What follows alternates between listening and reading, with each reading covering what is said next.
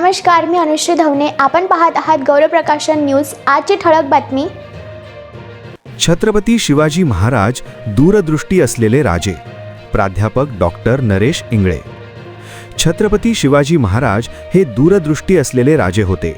त्यांनी अनेक वर्षांपूर्वीच भविष्यातील आव्हानांचा अचूक अंदाज घेत त्यासाठी सक्षम व्यवस्था उभी केली होती.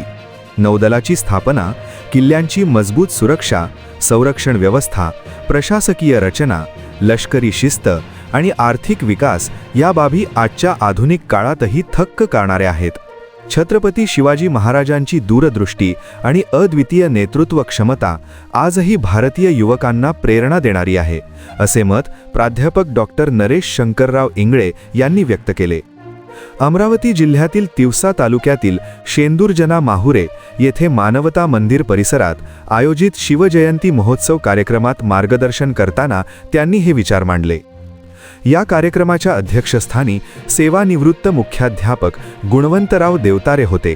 प्रमुख पाहुणे म्हणून तिवसा पंचायत समितीचे माजी सभापती विलासराव माहुरे, बाल कीर्तनकार अभिजित बेल्लूरकर, खरेदी विक्री संघ तिवसाचे सभापती सुरेशराव मेटकर, प्राध्यापक डॉक्टर शीतल माहुरे, नागपूर महानगरपालिकेच्या स्थापत्य अभियंता कुमारी हर्षदा श्याम रंजूरकर, शिवसेना तालुका प्रमुख दिलीपराव केणेकर, शहर प्रमुख देवीदास निकाळजे, गुरुदेव सेवा मंडळ पिंपळखुटाचे प्राध्यापक प्रशांत टांगले, संचालक आकाश उर्फ बंटी माहुरे, सरपंच आशिष माहुरे, उपसरपंच गौरी आमले आणि माजी उपसरपंच प्रदीप माहुरे यांच्यासह अनेक मान्यवर उपस्थित होते.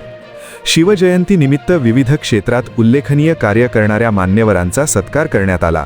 त्यामध्ये बाल कीर्तनकार अभिजित बेल्लूरकर, प्राध्यापक डॉक्टर नरेश इंगळे, प्राध्यापक डॉक्टर शीतल माहुरे आणि कुमारी हर्षदा श्याम मंजूरकर यांचा समावेश होता.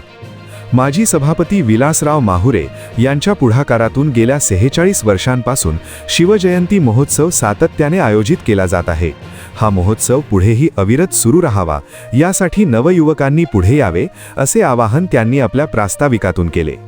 कार्यक्रमाचे सूत्रसंचालन धनराज मनवरे यांनी केले, तर कुमारी राधा हर्षल माहुरे यांनी आभार प्रदर्शन केले.